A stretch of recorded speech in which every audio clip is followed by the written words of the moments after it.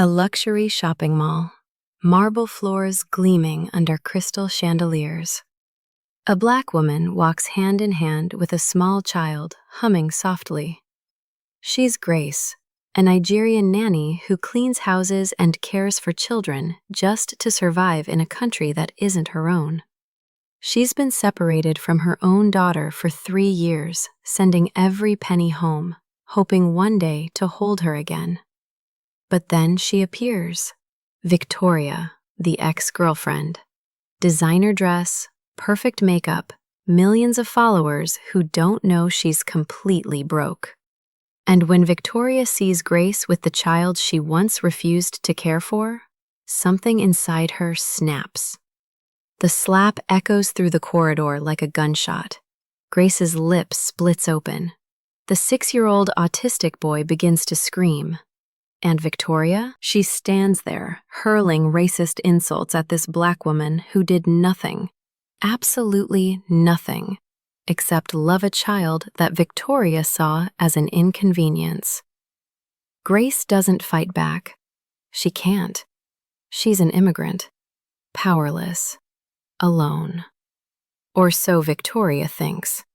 Because what Victoria doesn't know, what she couldn't possibly imagine, is that 15 kilometers away, a Korean Mafia boss named Kang Min-jun is watching everything unfold on his security cameras. And Grace? She's not just any nanny. She's the only person in 6 years who made his son smile. What happened next changed everything. Before we start the story, comment below where you're watching from and what time it is there. If stories about karma, love, and hidden truths move you, don't forget to subscribe to the channel. The security camera blinked red in the corner of the Westfield Luxury Mall corridor, recording everything in perfect silence. Grace Okonkwo walked with the kind of dignity that comes not from wealth, but from surviving things that would break most people.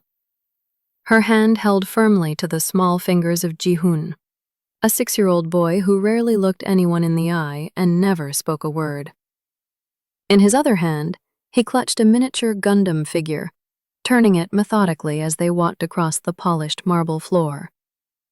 Grace hummed softly, a melody from her childhood in Nigeria, something her own mother had sung to her before the war came and took everything. Ji-hoon's eyes flickered with something rare, recognition. Maybe even comfort. She had learned his language over the past 8 months. Not Korean, but the silent language of a child who experienced the world differently than everyone else. She knew when to speak and when to simply exist beside him. She knew that Tuesdays were for the toy store, always at 3:15, never earlier, never later. She knew that he only ate rice shaped into small balls, and that loud noises sent him into a spiral that could last hours. What she didn't know, as she guided him past the designer storefronts with their mannequins frozen in poses of impossible elegance, was that someone from her employer's past was watching from across the corridor. Someone whose entire world had crumbled the moment Kang Min-jun had decided she was no longer worth his time. Victoria Ashford stood near the Gucci entrance, her reflection multiplied in the store's massive mirrors. 847,000 followers believed she was still living the luxury life. They didn't know she had sold her Birkin bags one by one to pay rent. They didn't know her apartment was being turned into an illegal Airbnb every weekend just to keep the lights on. They didn't know that the designer dress she wore in her latest Instagram post was borrowed and already returned. But what burned inside Victoria's chest at that moment wasn't about money. It was about replacement. It was about seeing the woman who now occupied the space in Min-jun's life that Victoria had tried and failed to fill. Not as a lover, she had been that once, but as someone who mattered to his son. Victoria had lasted 3 months in Min-jun's penthouse before she understood the truth. She would always be secondary to a child who didn't speak, who didn't smile at her, who screamed when she tried to hug him. She had called Ji-hoon difficult. She had suggested private institutions. She had made the mistake of saying, within Min-jun's hearing, that the boy was exhausting to be around. The relationship ended that night with 3 quiet words. Pack your things. Now, seeing Grace, this woman in a simple coat, this immigrant nanny, this nobody, holding Ji-hoon's hand with such natural tenderness, made something inside Victoria crack open like a fault line before an earthquake. You? Victoria's voice cut through the ambient music of the mall, sharp and loud. Several shoppers turned their heads. Min-jun hired you to take care of his son? Grace stopped walking. She recognized danger instinctively, the way animals sense storms. She had survived too much to mistake this tone for anything other than what it was. Excuse me, ma'am, she said quietly, her Nigerian accent soft but clear. We need to go. Don't you dare ignore me! Victoria stepped forward, her heels clicking against marble like a countdown. Do you even know who I am? I used to live in that penthouse. I used to sleep in his bed. And now he replaces me with someone like you? Grace felt Ji-hoon's hand tighten around hers. The boy had gone rigid, his breathing changing pattern. This was how it started, the sensory overload that would spiral into a meltdown. She needed to leave. Now. Ma'am, please, the child. The child? Victoria laughed, bitter and too loud. That's exactly the problem, isn't it? That child ruined everything. And then it happened. The slap echoed through the corridor like a gunshot. The Gundam figure fell from Ji-hoon's hand and clattered against the marble floor. The sound amplified in the sudden silence that followed. Grace's head had snapped to the side, a thin line of blood appearing at the corner of her lip where Victoria's ring had caught skin. But Grace didn't raise her hand to her face. She didn't cry out. She didn't retaliate. Instead, she did what she had trained herself to do through 3 years of survival in a country that was not her own. She protected the child. Ji-hoon had begun to make a sound, high-pitched and keening, his small body rocking back and forth. Grace knelt immediately, pulling him close, her arms forming a barrier between him and the world that had suddenly become too loud, too violent, too much. She whispered in Igbo, words her daughter Amara used to respond to before Grace had to leave her behind with her grandmother 9,000 miles away. You don't walk away from me! Victoria's voice had taken on a hysteria that made shoppers back away rather than intervene. Do you know what you are? You're nothing. You're just the help. You think you matter to him? You think he cares about you? The security guards finally approached, but they moved slowly, uncertainly. This was a luxury mall. These were clearly wealthy people having a dispute. The black woman was the nanny, the white woman was the client, or had been. These calculations happened in seconds, and in those seconds, no one helped Grace. She bent down, retrieved the Gundam figure with her free hand, and walked away with Ji-hoon pressed against her shoulder, his distressed sounds muffled against her coat. She did not look back. She had learned long ago that looking back only made the pain last longer. What Victoria did not know, what she could not possibly have known, was that 15 kilometers away, in a minimalist office on the 43rd floor of a building that housed one of the city's most successful import-export companies, Kang Min-jun had just watched everything unfold on his tablet screen.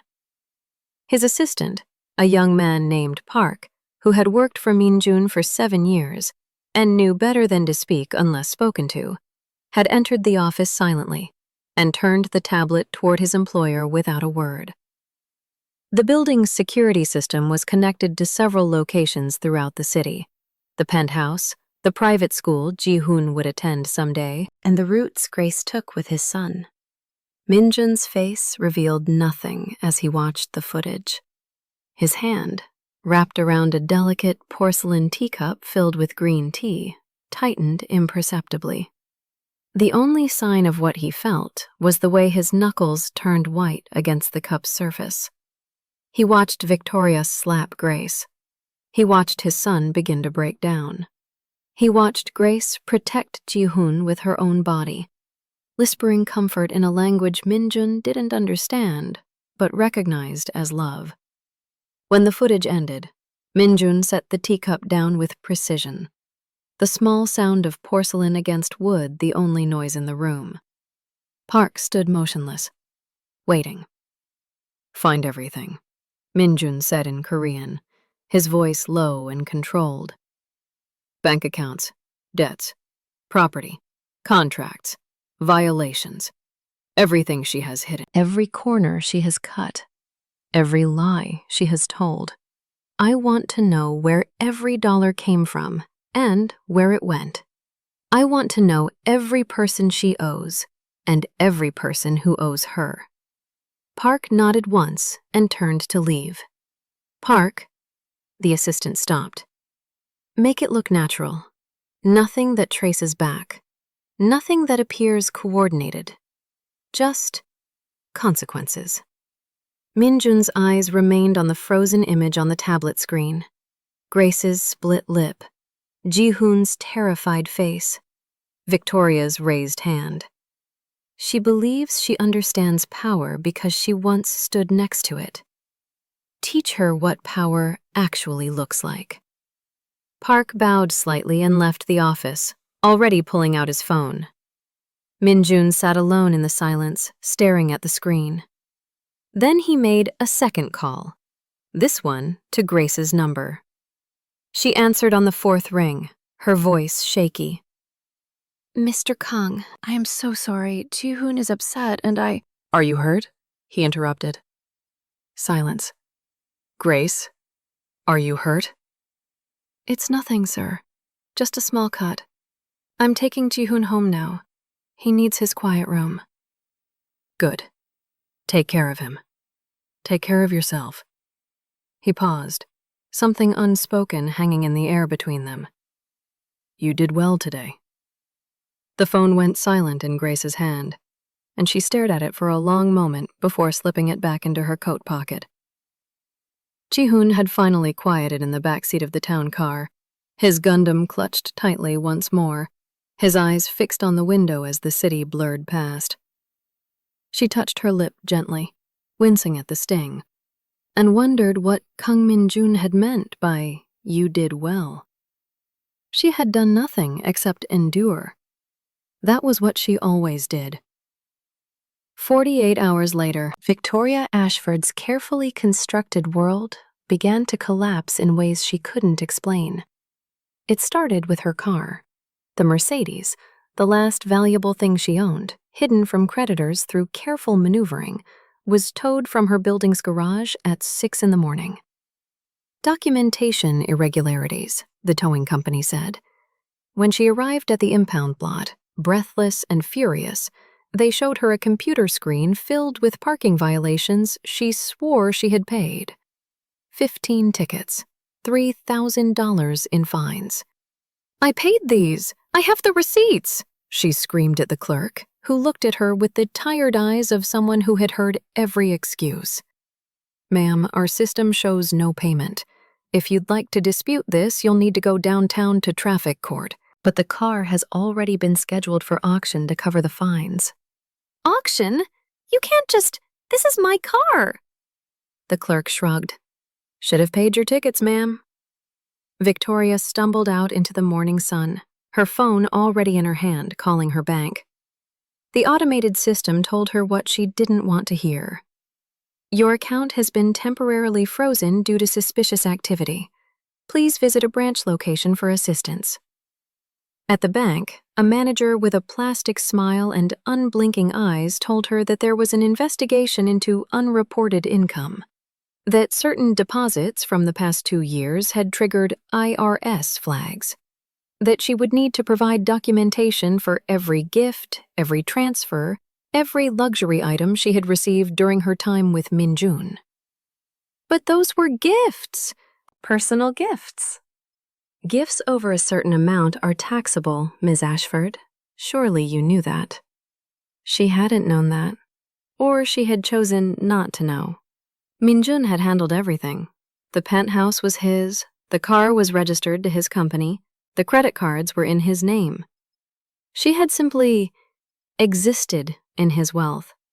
And now that existence was being dissected by people in suits who smiled while they destroyed her.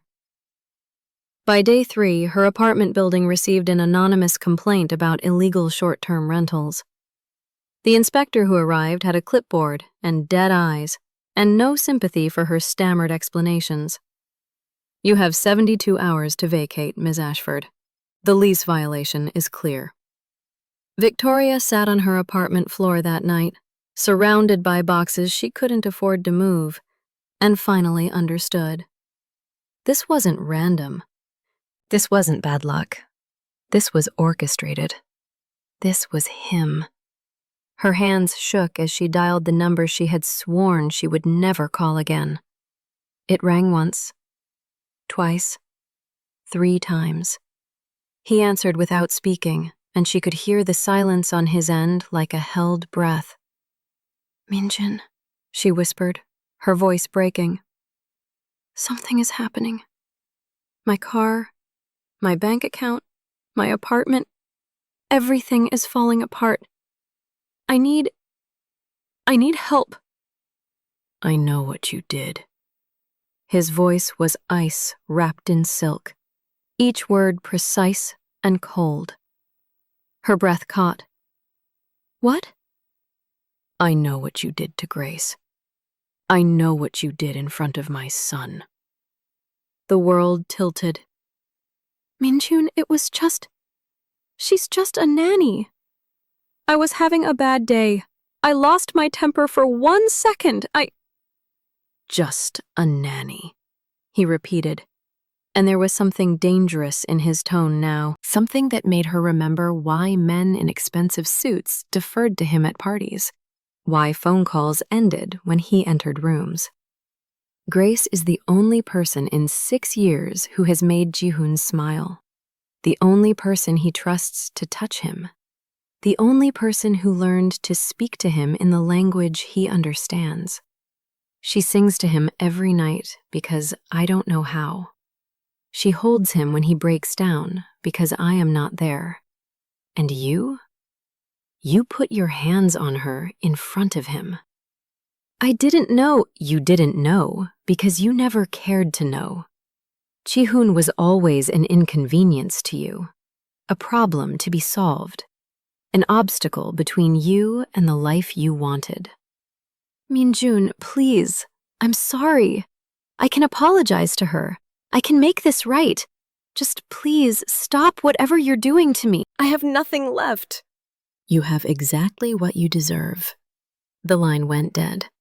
Victoria stared at the phone in her trembling hand, tears streaming down her face, and for the first time in her life, she understood what it meant to be truly powerless.